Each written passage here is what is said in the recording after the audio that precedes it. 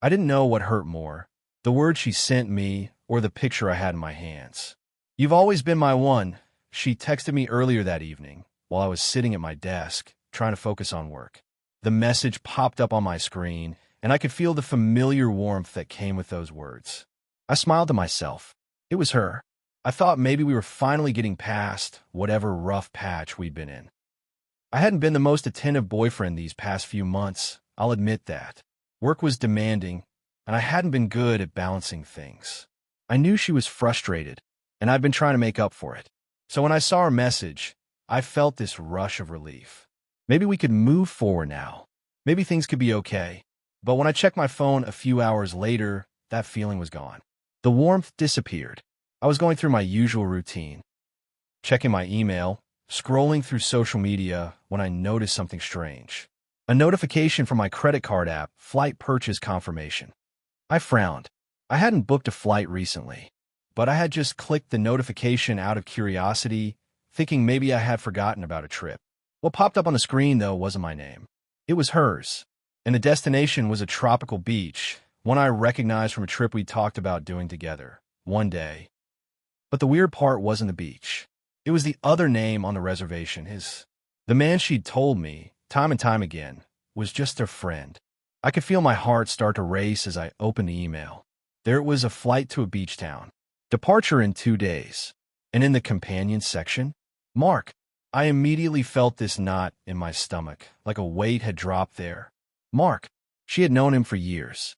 He was her ex, someone she'd always claimed was just a friend.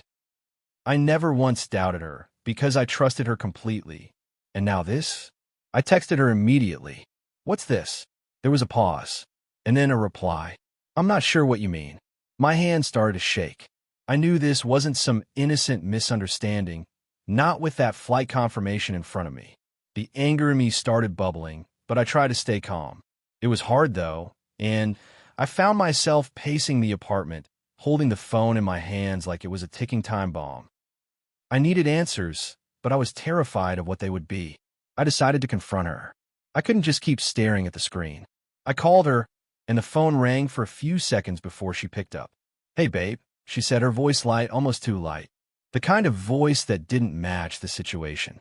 "Tell me about the flight," I said, cutting straight to the point. There was a brief silence on the other end of the line. I could practically hear her trying to figure out what to say. "What flight?" she asked, playing dumb. I pressed my thumb against my forehead, feeling the growing pressure of a headache that was creeping in. "The one to the beach. With Mark." She exhaled sharply, a sound that made my stomach flip. "It's nothing, really. I don't know. We were talking about it, and I guess I just booked it. It's not what you think." Her words came out quickly, as if she was hoping I wouldn't question them. "Not what I think. Are you serious right now?" I nearly shouted into the phone. "You're going on a trip, a vacation. With him? You didn't think I'd find out about it." I can explain," she stammered. "Explain? Explain what?" "How you're telling me that I'm your one, and then you're booking a flight to a beach with your ex?" There was a long pause on the other end, the kind where you know the person is either trying to come up with a lie or trying to figure out how to backtrack. "I swear it's not what it looks like," she said finally, her voice cracking. "I was just trying to find closure. I don't know. I don't know what I'm doing anymore." "Closure?" I repeated, the words coming out cold. "You're telling me you need closure, and you think going on a trip with him is going to fix something? You've always been my one, but you're already planning to leave with him? What the hell, Emily?" I could hear the tears starting to form in her voice, and it made everything feel even worse. "I didn't mean for this to happen," she said softly. "I never meant to hurt you." I was shaking my head now, pacing the room, feeling the anger rise with every word she spoke. "You didn't mean to hurt me? You didn't think this would hurt me? You've been telling me everything's fine, that you love me, and now I find out you're planning a getaway with your ex?" My voice cracked, and I could feel my chest tightening. It was getting harder to breathe. "I trusted you, Emily, and you're doing this behind my back." "I'm sorry," she whispered. "I didn't want to hurt you." "Then why the hell didn't you tell me the truth?" I snapped. "Instead of hiding it from me." "I didn't know how to tell you," she said, the words barely audible now. "I didn't want to lose you." "Well, guess what?" I said, my voice shaking. "You already have."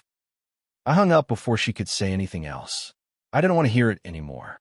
I couldn't listen to the excuses, the apologies that wouldn't mean anything after this. I stared at the screen of my phone, the booking confirmation still sitting there like a cold reminder of everything I just learned. I was angry, heartbroken, betrayed, but mostly I was exhausted.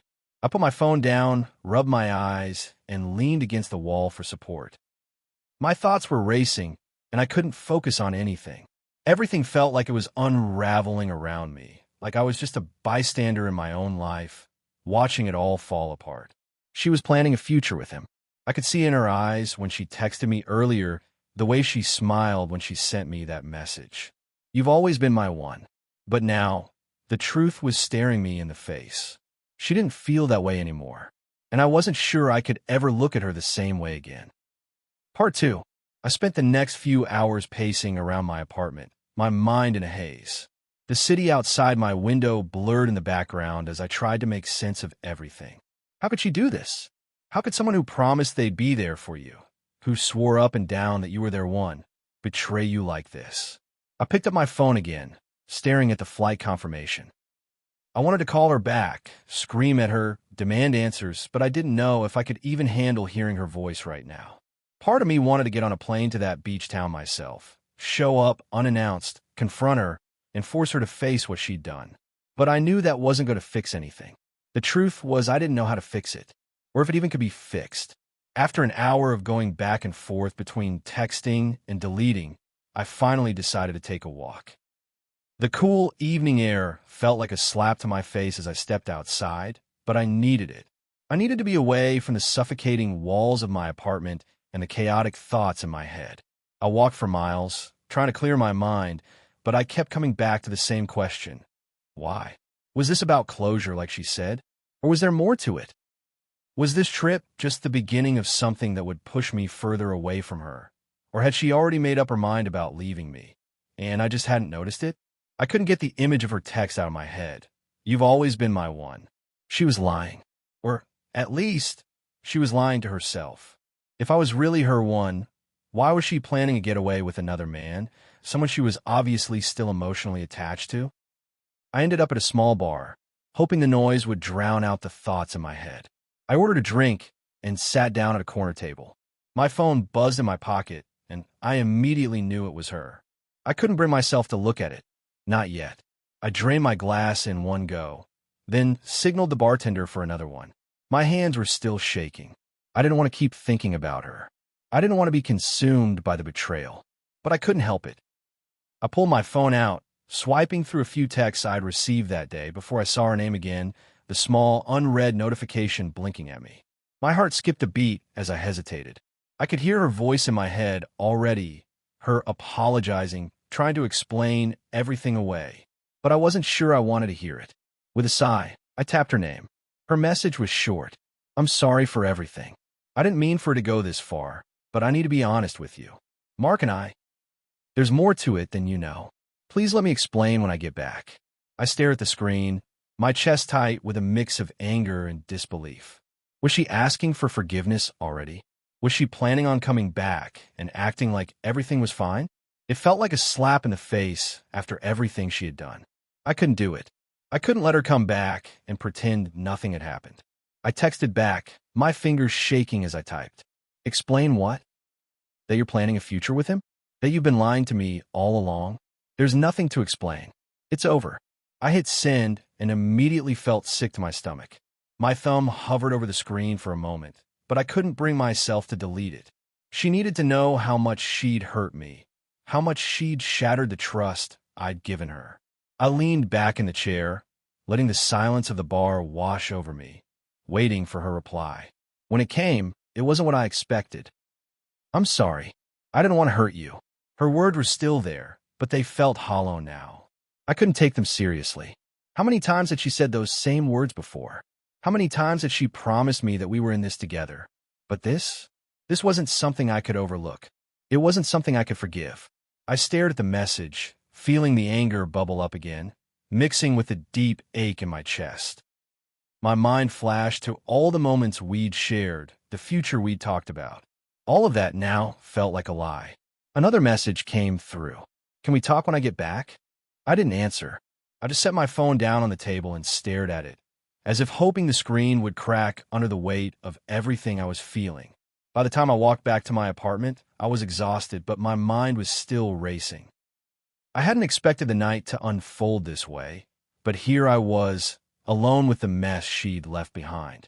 I was done trying to piece together the broken parts of this relationship. I was done trying to find a way to fix it. She had already made her choice. She had already made plans for the future with someone else. And I wasn't going to sit around and wait for her to realize what she had lost. I packed my bag, pulled out my old passport, and bought a last-minute ticket to somewhere far away. Somewhere I could get away from all of this, where I wouldn't have to hear her voice, see her face, or be reminded of how badly I'd been hurt. When I hit confirm, something in me shifted. I had to let go. I had to stop clinging to the person she had been and accept that the person she had become wasn't someone I recognized anymore. It was time for me to move on. I wasn't sure what the future would look like, but I knew one thing for certain. I wasn't going to waste any more of my time on someone who was already planning a future with someone else.